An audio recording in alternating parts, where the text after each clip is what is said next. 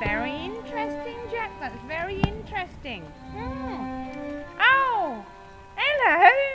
There you are, ladies and gentlemen, boys and girls, and happy Halloween! Yes, me and Jack here. We're just having a little chat, weren't we? Yeah, what was that? Oh, did you hear that, boys and girls?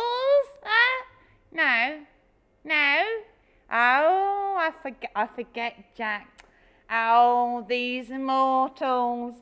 They're far too busy not socialising in public houses, going to work and shopping on the interweb. Yes, they're far too busy to actually stop and listen to the plants and the animals of this world. Yes, well, you see now, Jack's got a very interesting story to tell you.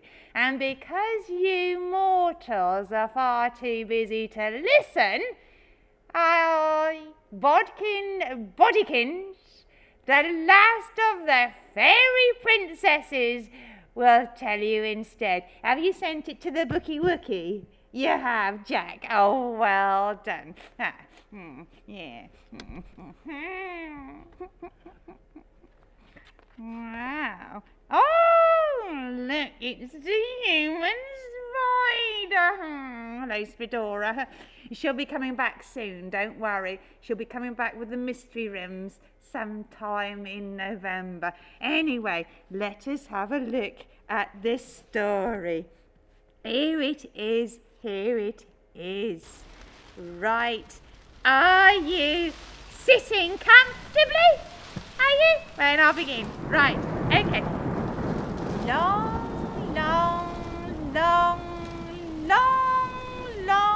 time ago, in the dark time of man, they lived an evil, cantankerous, drunken old skinflint called Jack.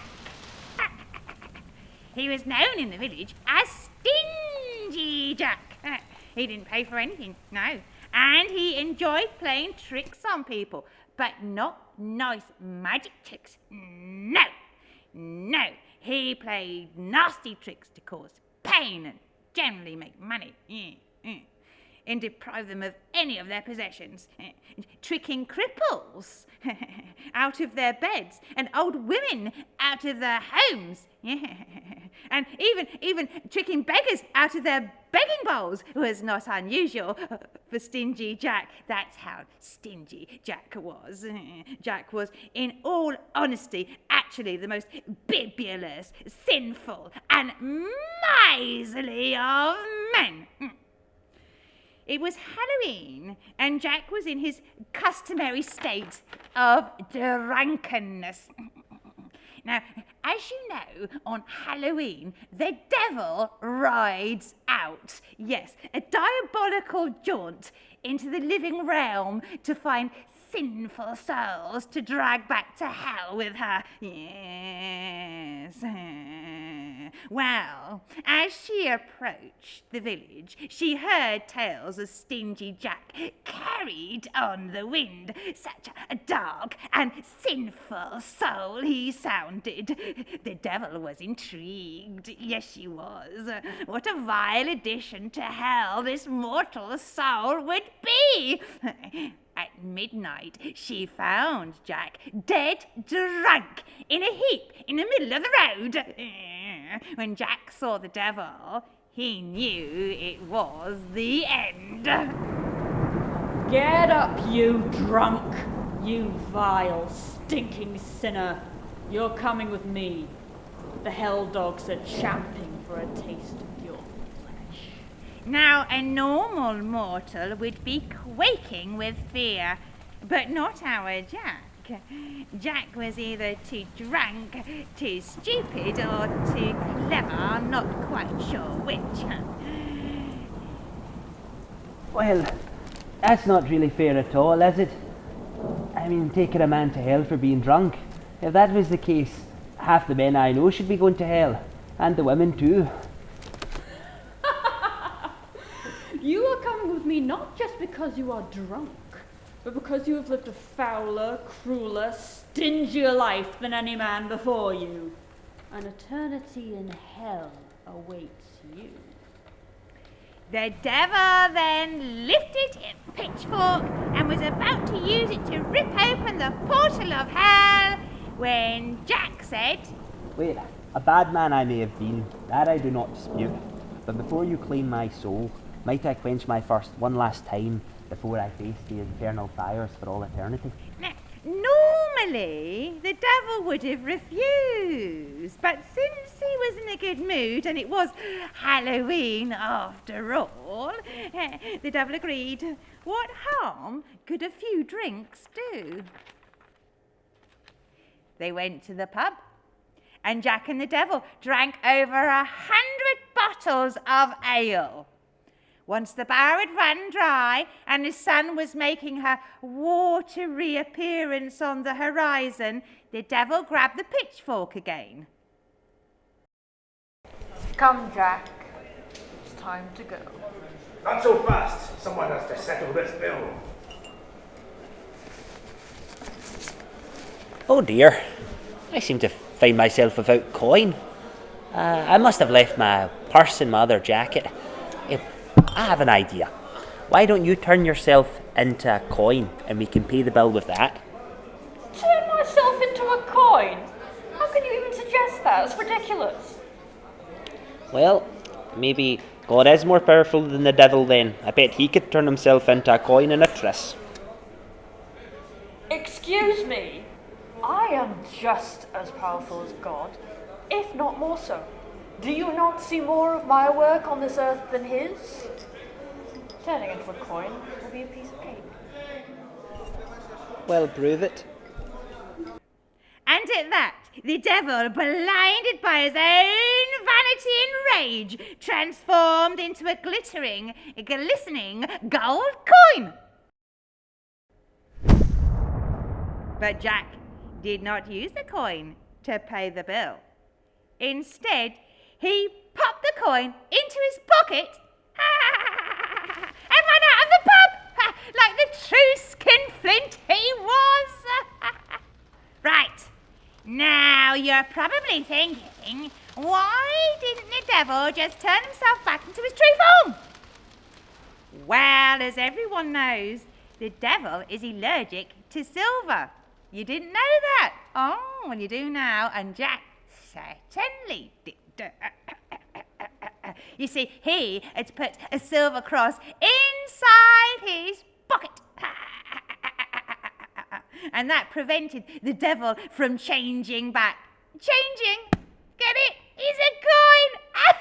Oh, well, see yourself.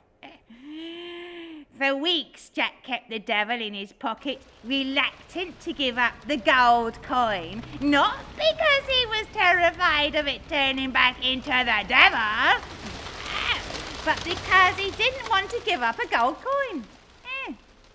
But after weeks of the devil whining and moaning and complaining from his pocket, he finally relented and agreed to release him on one condition.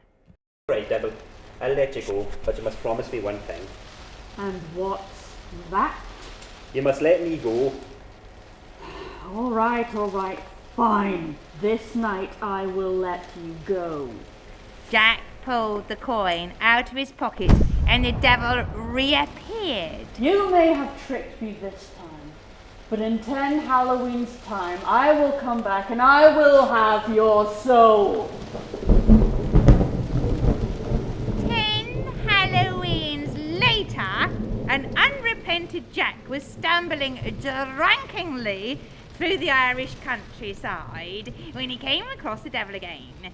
This time, the devil was determined to get him. Jack, we meet again. Look, I know I need to go with you. That I do not dispute. But before you claim my black immortal soul, may I have an apple from yonder apple tree to feed my starving belly before I face the fires for all eternity? Well, the devil could see no harm in Jack having one apple.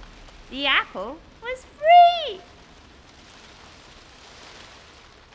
But Jack had with him a bag full of silver crosses in anticipation of this night, and he placed the crosses all around the base of the tree, trapping the devil.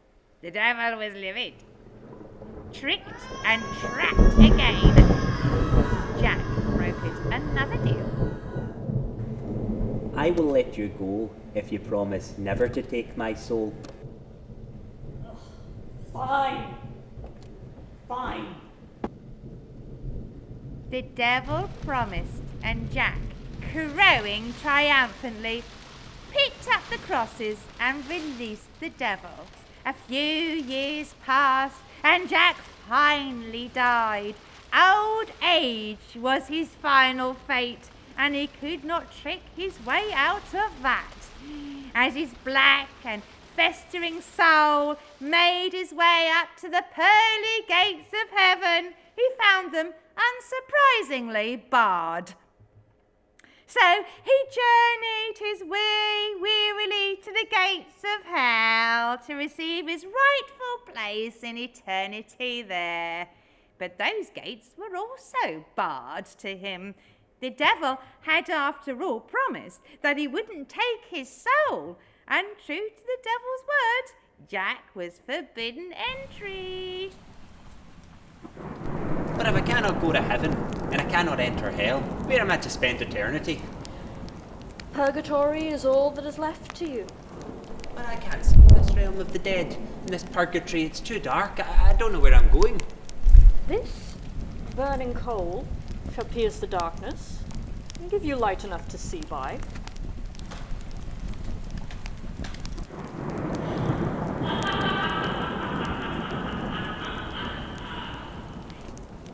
The devil tossed a burning coal, and Jack caught it.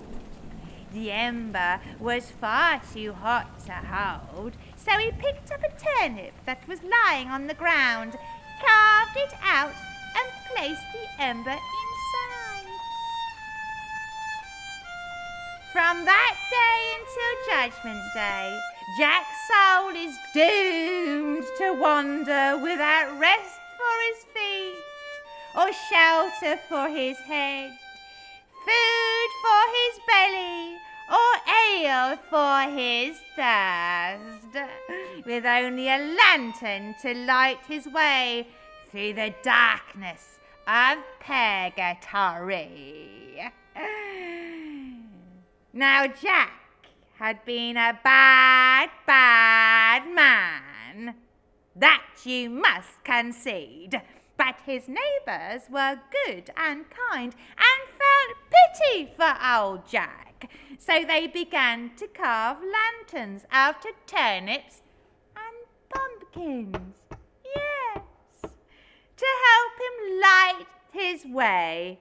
Just once a year, mind, on Halloween, when the veil between the mortal world and the underworld is as thin as frozen breath.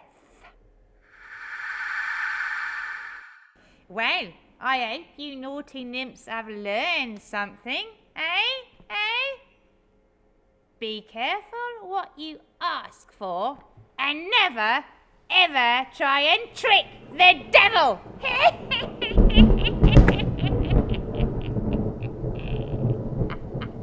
Oh, I know, Jack. Yes. No. Oh, I know, they're ever so ugly, aren't they, those mortals? No. Do you know they don't? Not a bit of magic, could you imagine? Not a bit of magic, no. Oh, do you? Oh.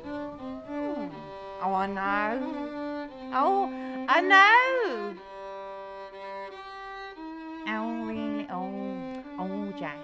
Oh, really? Oh, that's terrible. Did she really? What, a real mortal? Oh.